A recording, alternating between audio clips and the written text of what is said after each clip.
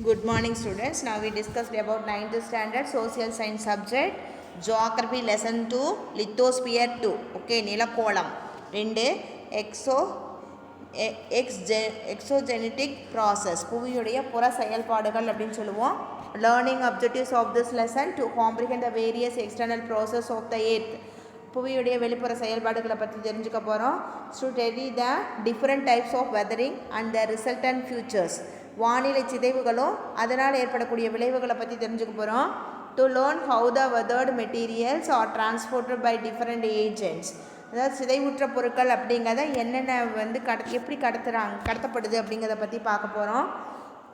To study about the features formed by erosion transportations and depositions of the natural agents. What are the natural agents means rivers and ground waters, glaciers, wind, waves, etc. Okay, அதாவது ஆறுகள், நிலத்தடி நீர், பனியாறுகள், கடல் அலைகள், காற்று இதெல்லாம் வந்து பார்த்திங்கன்னா மண்ணை அரிச்சிட்டு போகும். அதே நேரத்தில் அதை கொண்டு போய் வேறு எங்கேயாவது ஒரு இடத்துல படிய வைக்கும். இதனால் என்ன ஆகும், நமக்கு லேண்ட் ஃபார்ம்ஸில் நமக்கு வந்து அந்த நிலத்தோற்றங்கள் எப்படி ஏற்படுது அப்படிங்கிறத பற்றி நாம் தெரிஞ்சுக்க போகிறோம். ஓகேவா? Now introduction of this lesson. The earth is a dynamic system that undergoes various changes due to internal and external process. Okay, அதாவது புவியுடைய அகப்புற செயல்பாடுகள் அப்படிங்கிறது சேஞ்சஸ்க்கு உட்பட்டது, பல்வேறு மாறுதலுக்கு வந்து உட்பட்டது. ஓகேவா? The continuous interactions of these two process control the structure of the earth's surface. அதாவது புவியுடைய நிலத்தோற்றத்தை வந்து இந்த ரெண்டு, அதாவது எக்ஸ்டர்னல் அண்ட் இன்டர்னல் ப்ராசஸ் அப்படிங்கிற அந்த ரெண்டும் சேர்ந்து தொடர்ச்சியான செயல்பாடுகள் மூலமாக அந்த புவியுடைய அந்த நிலத்தோற்றம் அப்படிங்கிறது வடிவமைக்கப்படுது. The external processes are the consequences of solar energy and gravitational forces, whereas the internal process are an outcome of the earth internal heat. அதாவது புற செயல்பாடுகள்ங்கிறது சூரிய சக்தி, புவியீர்ப்பு விசையினால் ஏற்படக்கூடியது. அக செயல்பாடுகள் அப்படிங்கிறது புவியுடைய உட்புறத்தில் ஏற்படக்கூடிய வெப்பத்தினால எப்படி பூமி இயக்கப்படுது அப்படின்னு சொல்லுவோம். ஓகேவா? Next the chart exogenetic process. ஓகேவா? புற செயல்பாடுகள் அப்படிங்கிறது சொல்லுவோம். It's divided into 2 types, weathering and mass movement and gradations. வானிலை சிதைவு மற்றும் பருப்பொருள் அசைவுன்னு சொல்லுவோம். கிரேடேஷன் அப்படிங்கிறது சமநிலைப்படுத்துறது.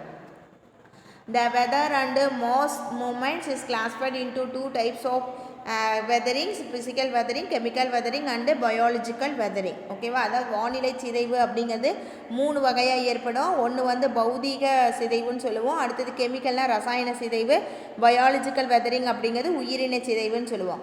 கிரேடேஷன் அப்படிங்கிறது வந்து பார்த்திங்கன்னா சமன்படுத்துதல், இது டீக்ரிடேஷன் அதாவது அரிப்பினால் எப்படி சிதைவுறுது, அடுத்த அக்ரிடேஷன் அப்படிங்கிறது படிவுகளால் எப்படி வந்து நிரப்பப்படுது அப்படிங்கிறத பற்றி பார்க்க போகிறோம். ஓகேவா? Now it's going to weathering. Weathering is the breaking, disintegrations and decompositions of materials of the earth crust by their explore to atmosphere. அதாவது வளிமண்டல நிகழ்வுகளோட புவியுடைய மேல் பரப்பு நேரடியாக தொடர்பு கொள்வதன் மூலமாக என்ன ஆகுனா நிறையா செயல்பாடுகள், அதாவது பாறைகள் அப்படிங்கிறது வந்து சிதைவுறும், அடுத்தது அழிதலுக்கு வந்து உட்படும். இந்த செயலை தான் நம்ம என்ன சொல்கிறோன்னா வானிலை சிதைவு, அதாவது வெதரிங் அப்படின்னு சொல்கிறோம். There are 3 types of weathering: physical weathering, chemical weathering and biological weathering.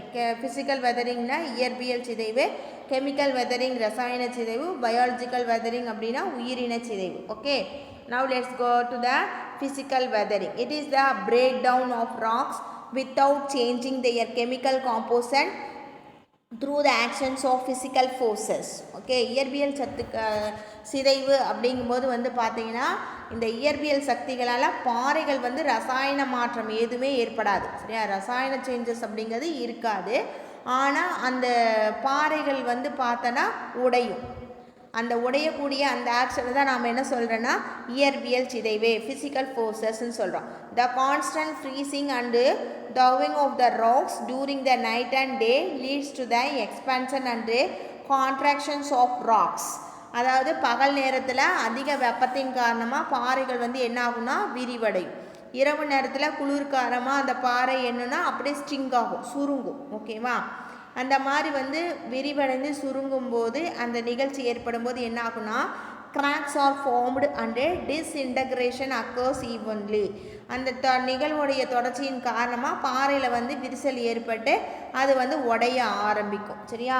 எக்ஸ்ப்ளோட்டேஷன்ஸ், block disintegration, granular disintegrations are the major type of physical weathering. இதில் வந்து பாறைகள் வந்து உடையும் போது பாறை வந்து உரிதல் அல்லது பிரிந்துடைதல், சிறு துகள்களாக சிதைவுறுதல் அப்படின்னு சொல்லி 3 வகைகளாக என்ன ஆகும்னா நமக்கு இயற்பியல் சிதைவு அப்படிங்கிறது ஏற்படும். சரியா? எக்ஸ்போல்டேஷன்ஸ் அப்படிங்கிறது வந்து அந்த பாறை வந்து உரியறதுன்னு சொல்லி சொல்கிறாங்க. The alternate heating and cooling on rounded rock surfaces lets to the feeling of rocks layers by layer like an onion. எப்படி வந்து ஒரு வெங்காயத்துடைய தோல் வந்து ஒவ்வொரு லேயராக உறிஞ்சிக்கிட்டு வருதோ அதே மாதிரி வெப்பம் மற்றும் குளிர்ச்சியுடைய மாறுபாடுனால அந்த உருண்டையான பாறையுடைய மேல் பரப்பு அப்படியே ஊட்டிகிட்டே வரும், அது உறிஞ்சிக்கிட்டே வரும். அதை தான் நம்ம என்ன சொல்கிறோன்னா பாறை உரிதல். ஓகேவா? எக்ஸ்ப்ளோட்டேஷன் சொல்லி சொல்கிறோம். Exfoliations, this is called exfoliations. Sheeting and shattering are the other forms of exfoliations. இதில் வந்து பாறையின் மேலே அந்த தகடு உருகுதலும் அல்லது பாறை வந்து நொறுங்கும். அதை தான் வந்து நாம் இந்த உருதலுடைய வகைகளாக சொல்லலாம். இங்கே பாருங்கள், இதுதான் அந்த பிக்சர். ஓகேவா? அப்படியே ஒவ்வொரு ராக்ஸாக அப்படியே அந்த ராக்ஸில் வந்து அப்படியே இப்போ எப்படி வெளியில் வருது அப்படிங்கிறத பார்க்கலாம். ஓகேவா? Next granular disintegration. கிரானுலர் அப்படிங்கும்போது வந்து பார்த்திங்கன்னா சிறு துகள்களாக எப்படி சிதைவுறுது அப்படின்னு சொல்லுவோம். Granular disintegration takes place in crystalline rocks where the grains of the rocks become loose and fall out. This is due to the actions of temperature. இந்த பதிவு பாறைகளில் காணப்படக்கூடிய இடங்களில் பாறைகள் என்ன ஆகும்னா சிறு துகள்களாக சிதைவுறுதல் அதிகமாக நடைபெறும். இதுக்கு இந்த காரணம் என்னென்னா அதிக வெப்பம் மற்றும் உறைபனி அப்படின்னு சொல்லுவோம். You see the picture. Okay, granular இது எப்படி பாறை வந்து சிறு சிறு துகள்களாக சிதைவுறுது அப்படிங்கிறதுக்கு இந்த பிக்சர் வந்து உங்களுக்கு example. Okay, next black disintegrations. Repeated expansion and contractions of rocks during day and night respectively causes stresses on the joints of the rocks which results in black disintegrations. பாறைகள் வந்து பார்த்தீங்க அப்படின்னா பகலில் வந்து விரிவடைஞ்சு இரவில் வந்து சுருங்கும். இந்த மாதிரி செயல் தொடர்ந்து நடக்கிறதுனால பாறைகளோட இணைப்பு இருக்கும் இல்லையா, ஒரு பாறை இன்னொரு பாறையோடு சேர்ந்து ஒன்றா ஜாயின் ஆகிருக்கிற இடத்துல அந்த இடத்துல அழுத்தம் ஏற்பட்டு பாதை வந்து சிறைவுறும். இதை தான் வந்து பாறை பிரித்துடைதல். ரெண்டாக என்ன ஆயிரும், செப்பரேஷனாக பிரிஞ்சு உடஞ்சிரும். சரியா? அப்படின்னு சொல்லலாம். Is weathering a prerequisite in the formation of soil. மண் உருவாகிறதுக்கு வானிலை சிதைவு அப்படிங்கிறது ஒரு முக்கியமான தேவையா அப்படின்னு பார்த்தோன்னா கண்டிப்பாக வந்து தேவை தான். சரியா? That is integrated rock materials in due course of time are weather further to form soil. உடைந்த பாறைகள் வந்து வானிலை சிதைவுக்கு உட்பட்டு அது என்னவாக மாறும்னா மண்ணாக மாறும். சரியா? Soil is the mixture of disintegration rock materials and decayed organic matter called humus. இந்த சிதைவடைந்த நுண்ணிய பாறைகளுடைய துகள்கள் மற்றும் சிதைந்த உயிரினங்களோட கலவையை வந்து பார்த்தோன்னா நாம் அதுதான் வந்து மண் அப்படின்னு சொல்லி நாம் சொல்கிறோம். ஓகேவா? Next chemical weathering. Chemical weathering means disintegration and decomposition of rocks due to chemical reactions is called chemical weatherings. Okay, அதாவது பாறைகளை ரசாயன மாற்றங்கள் ஏற்படுறதுனால அது வந்து என்ன ஆகும், உடஞ்சி போய் சிதையுறும். இதை தான் நாம் என்ன சொல்லுவோம்னா ரசாயன சிதைவு அப்படின்னு சொல்கிறோம். This is predominantly high in the hot and humid regions such as the equatorial, tropical and subtropical zones. இது வந்து அதிக வெப்பமும் ஈரப்பதமும் கொண்ட நிலநடுக்கோட்டு பகுதி, வெப்பமண்டல பகுதி, மித வெப்பமண்டல பகுதிகளில் வந்து ஏற்படும் அப்படின்னு சொல்லலாம். ஓகேவா? Chemical weathering takes place through the process of oxidation, carbonation, solution and hydrations. இது வந்து பார்த்தீங்கன்னா ஆக்சிகரணம், கார்பனாக்கம், கரைதல், நீர் கொள்ளல், இந்த செயல்பாட்டால் கெமிக்கல் வெதரிங் அப்படிங்கிறது ஏற்படுது அப்படின்னு சொல்கிறாங்க. The agents of chemical weathering are oxygen, carbon dioxide, hydrogen and water. அதாவது oxygen, carbon dioxide, hydrogen இதெல்லாம் வந்து பார்த்தோம் அப்படின்னா நமக்கு வந்து ரசாயன சிதைவுகளுடைய முக்கியமான காரணிகளாக அமையுது அப்படின்னு சொல்லி நாம் சொல்லலாம். ஓகேவா? நெக்ஸ்ட் வந்து பார்த்திங்கன்னா oxidation. Oxygen in the atmosphere reacts with the iron found in the rocks, thus lead to the formation of iron oxide. பாறைகளில் இருக்கக்கூடிய இரும்பு தாது வளிமண்டலத்தில் இருக்கக்கூடிய அந்த ஆக்சிஜனோட வினை புரிஞ்சு அதுக்கப்புறம் வந்து இரும்பு ஆக்சைடாக மாறுது. இந்த செயலை தான் நாம் என்ன சொல்கிறோம்? ஆக்சிஜனகரம் அப்படின்னு சொல்லி நாம் சொல்கிறோம். ஓகேவா? this process similar to the restituting of iron, pressure of air and water is known as oxidations, which result is the weathering of rocks. Okay, அதாவது வந்து பார்த்தீங்க அப்படின்னா இந்த செயல் தான் ஆக்சிஜனகரம் சொல்லுவோம். இந்த ஆக்சிஜனகரத்தால் பாறைகள் அப்படிங்கிறது பலவீனம் அடைஞ்சி சிதைவுறும் அப்படின்னு சொல்லி நாம் சொல்லலாம். ஓகேவா? அடுத்தது கார்பனேஷன்ஸ். Carbonations is the mixture of water with the atmospheric carbon dioxide forming carbonic acid. அதாவது வளிமண்டலத்தில் இருக்கக்கூடிய கார்பன் டை ஆக்சைடு நீரில் கரைஞ்சி கார்பானிக் அமிலமாக வந்து மாறும். ஓகேவா? Carbonisation is important in the form of caves and limestone regions. இந்த கார்பன் அமிலம் கலந்த நீர் வந்து சுண்ணாம்பு பாறை மீது விழுந்துச்சுன்னா கார்பனாக்கம் நடைபெற்று பாறைகள் என்ன ஆகும்னா சிதைவுறும். when the carbonic acid reacts with the carbonic rocks, the rocks get integrations. இந்த கார்பனாக்கம் காரணமாக தான் என்ன ஆகுதுன்னா பாறைகளில் குகைகள் அப்படின்னு ஏற்படுதுன்னு சொல்கிறோம் இல்லையா, அது ஏற்படும். ஓகேவா? Next solutions. The dissolution of rock substances in water resulting in the loosenings of the rocks particles.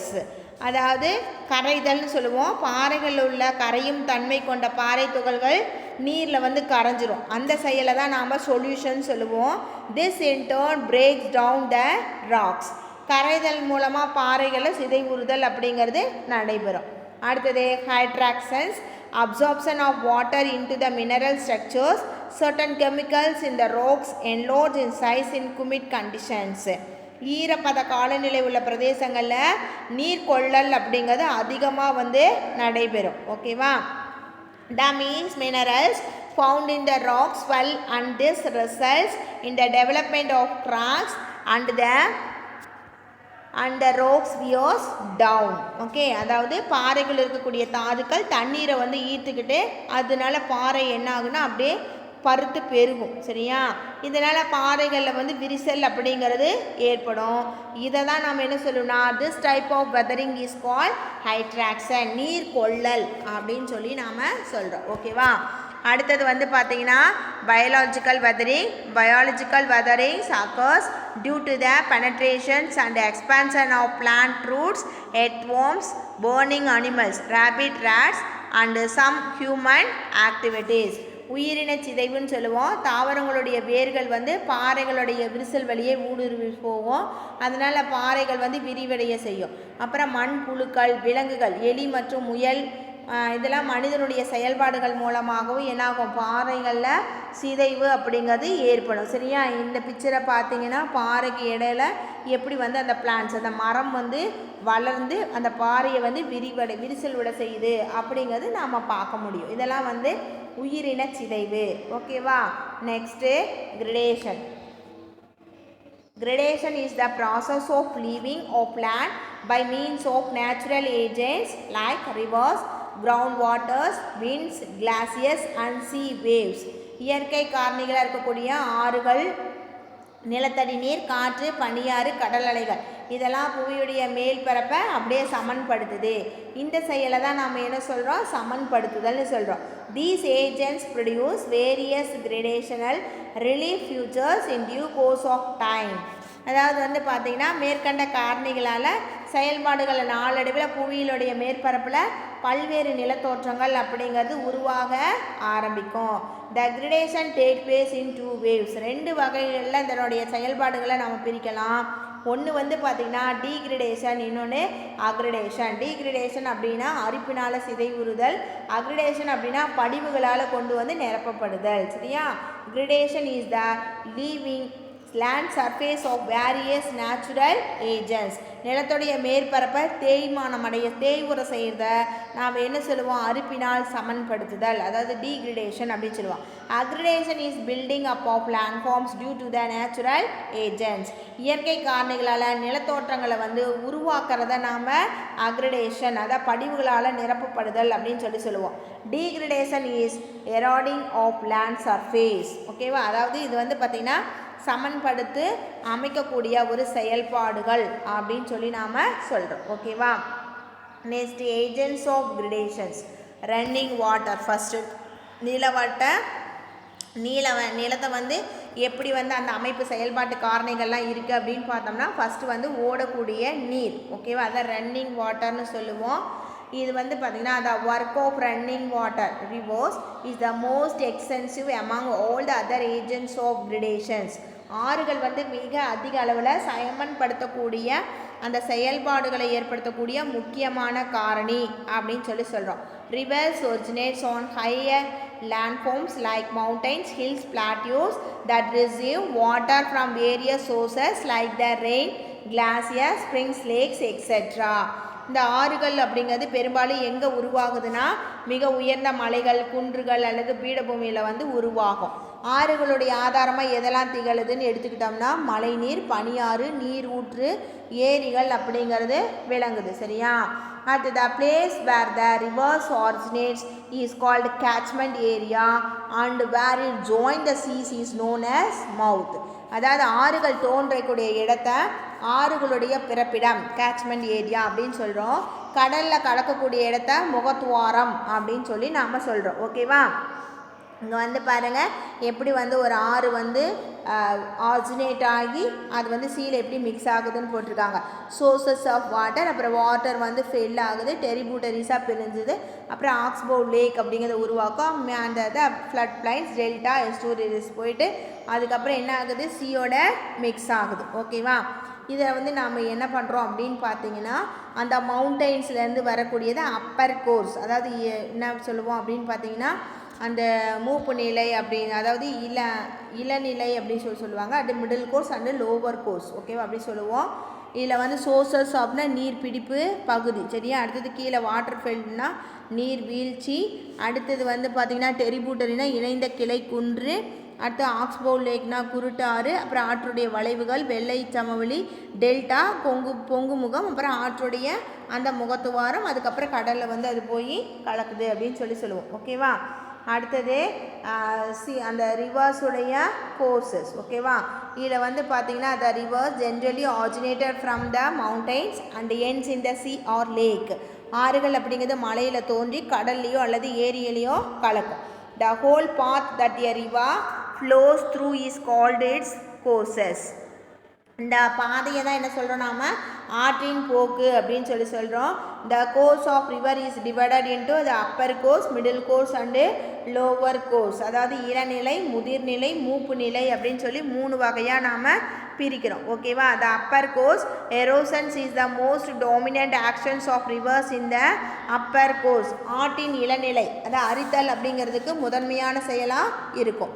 சரியா. in this course a river usually tumbles down the steep mountain slopes. இந்த நிலையில் ஆறுகள் செங்குத்தா மலை சரிவுகள் அப்படியே உருண்டோடி மேலேருந்து கீழே வந்து ஊற்றும். சரியா. the steep gradually increases the velocity and the river channel performs erosions with great force to widen and deepen its valley. இந்த சரிவில் ஆறு வேகம் வந்து அதிகமாக இருக்கும் மேலேருந்து தண்ணி ஊற்றும் போது. ஆனால் அங்கேருந்து ஊற்றும் போது என்ன ஆகும் அப்படின்னு பார்த்தீங்கன்னா நமக்கு அது அப்படியே பாய்ந்து ஓடும். அந்த மாதிரி போகும்போது பள்ளத்தாக்கை வந்து அகலமாகவும் ஆழமாகவும் அரிச்சிக்கிட்டு போகும். சரியா. நாமளே ஒரு டம்ளரில் கிட்டமாக தண்ணி ஊற்றினோம்னா வந்து பார்த்திங்கன்னா மண்ணில் ஊற்றினோம்னா மண் அதிகமாக எடுக்காது. அதே உயரமாக தூக்கி ஊற்றினோன்னு என்ன ஆகும், அங்கே இருக்கக்கூடிய அந்த மண் துகள்கள் வந்து அந்த தண்ணியில் அப்படியே பரவி உள்ளே வந்து குழி மாதிரி ஏற்படும் இல்லையா, அந்த செயலை தான் அவங்க சொல்கிறாங்க. அதே மாதிரி தான் நடக்கும். சரியா. அடுத்தது the land features curved by a river in its upper course or V-shaped valley, gorge, canyons, rapids, footholds, spars and waterfalls. Okay. இந்த இளநிலை ஆறுகளால் தோற்றுவிக்கக்கூடிய நில தோற்றங்கள் எப்படி இருக்குன்னா வி வடிவத்தில் ஒரு பள்ளத்தாக்குங்கிறது ஏற்படுத்தலாம். மலை இடுக்குகள் வழியாக வழிந்தோடும் குறுகிய பள்ளத்தாக்கு, இணைந்த கிளை ஆறு, குன்று, துள்ளல், குடக்குழிகள், நீர்வீழ்ச்சி இதெல்லாம் வந்து ஏற்படுத்தும் அப்படின்னு சொல்கிறாங்க. அடுத்து மிடில் கோர்ஸ், அதாவது முதிர்நிலைன்னு சொல்லுவோம். The river enters the plains in its middle course. முதிர்நிலையில் ஆடுகள் வந்து சமவெளியை வந்து அடையும், பிளைன் ஏரியா வந்து அடையும். The volume of water increase with the confluence of many tributaries and thus increase the load of the river. இந்த நிலையில் கிளையாறுகள் முதன்மை ஆறுகளோட ஒன்றாய் இடையிறதுனால ஆற்றின் நீரோட அளவு கன அளவு வந்தும் அதிகமாகும். அதனால் அது கடத்திக்கிட்டு வரக்கூடிய பொருட்களோட சுமையும் அதிகமாக இருக்கும். thus the predominant actions of the river its transportation. இதுதான் என்ன சொல்கிறோம், கடத்தலுடைய முதன்மை செயல். ஒரு இடத்துல இருக்கக்கூடிய மண் கல்லில் இன்னொரு இடத்துக்கு என்ன பண்ணுது, எடுத்துக்கிட்டு போகுது. Depositions also occurs due to the sudden decrease in velocity. எங்கே வேகம் குறையுதோ அங்கே என்ன ஆகும், அடிச்சுட்டு வரக்கூடிய அந்த மண்ணு கல்லெல்லாம் அப்படியே அந்த இடத்துல படிய வச்சுட்டு போகும். The river in the middle course develops some typical landforms like flood plains, meanders and oxbow lakes. இந்த மாதிரி வரக்கூடிய இடங்களில் என்ன மாதிரி நிலத்தோற்றங்களை உருவாக்குனா வண்டல் விசிறிகள், வெள்ள சமவெளி, ஆற்று வளைவுகள், குருட்டாறுகள் அப்படின்னு சொல்லி நாம் சொல்லுவோம். ஓகேவா. நெக்ஸ்ட்டு த லோவர் கோர்ஸ், அதாவது மூப்பு நிலைன்னு சொல்லுவோம். The river moving down streams across a broad level plains is loaded with debris brought down from its upper and middle courses. இளநிலை மற்றும் முதிர்நிலையில் அரிச்சு கடத்திட்டு வரக்கூடிய பொருள் தாழ்நிலை சமவெளியில் வந்து படிய வைக்கப்படுது. Large deposits of sediments are found at the level of bed and the river spreads into a number of channels called distributaries. இந்த தாழ்நிலையில் வந்து படிவுகளால் நிரப்பப்படுறதுனால முதன்மை ஆறு என்னாகும், பல கிளை ஆறுகளாக வந்து பிரிஞ்சிரும். The main work of the river here is deposition. இதனோட முக்கியமான வேலை என்னென்னா படிய வைக்கிறது. And it develops typical landforms like delta and estuaries. இதனோட முக்கியமான வேலை என்ன அப்படின்னு பார்த்தீங்கன்னா டெல்டா மற்றும் ஓத பொங்கு முகங்கள் அப்படிங்கிற ஒரு நிலத்தோற்றத்தை வந்து உருவாக்கும். அப்போ வந்து பார்த்தீங்கன்னா டெரிபூட்டரிஸ் அப்படின்னு சொல்கிறோம் இல்லையா. அப்போ what is the meaning of tributaries அப்படின்னு சொல்லி எடுத்துக்கிட்டோம் அப்படின்னா இதை வந்து நாம் என்ன சொல்லுவோம்னா துணை ஆறுகள் அப்படின்னு சொல்லி நாம் சொல்லுவோம். ஓகேவா. அப்போ டெரிபூட்டரிஸ் துணை ஆறுகள்னால் என்ன, small streams that join the main rivers. ஓகேவா. Small streams that join the main river. Example வந்து ரிவர் பவானி, அதாவது முதன்மை ஆறோட இணையக்கூடிய அனைத்து சிற்றாறுகளையும் நாம் துணை ஆறுகள்னு சொல்லுவோம். உதாரணத்துக்கு பவானி ஆறை சொல்லலாம். ஓகேவா. அடுத்தது டிஸ்ட்ரிபியூட்டரிஸ் அப்படின்னு சொல்லி சொல்கிறோம். ஓகேவா. அதாவது கிளை ஆறுகள், river channels that get separate from the main river. முக்கியமாக போகக்கூடிய ஒரு ஆறிலிருந்து பல கிளைகளாக ஆறு வந்து பிரிஞ்சு போச்சுன்னா அதை வந்து நாம் டிஸ்ட்ரிபியூட்டரி அப்படின்னு சொல்லி சொல்லுவோம். எக்ஸாம்பிள் வந்து ரிவர் கொள்ளிடம். ஓகேவா. இந்த முதன்மை ஆறுலேருந்து பிரிந்து செல்லக்கூடியதை நம்ம கிளை ஆறுன்னு சொல்லுவோம். முதன்மை ஆறோட வந்து ஜாயின் ஆச்சுன்னா அது வந்து டெரிபூட்டரிஸ் அல்லது துணை ஆறுகள் அப்படின்னு சொல்லி நாம் சொல்லுவோம். ஓகேவா. The lesson is over. The class is over now. We see the next class continuation of this lesson. Thank you students. Thank you one and all. The lesson prepared by Rajamani Sri Vidya Bharati Metric Higher Secondary School, Chakrampalayam.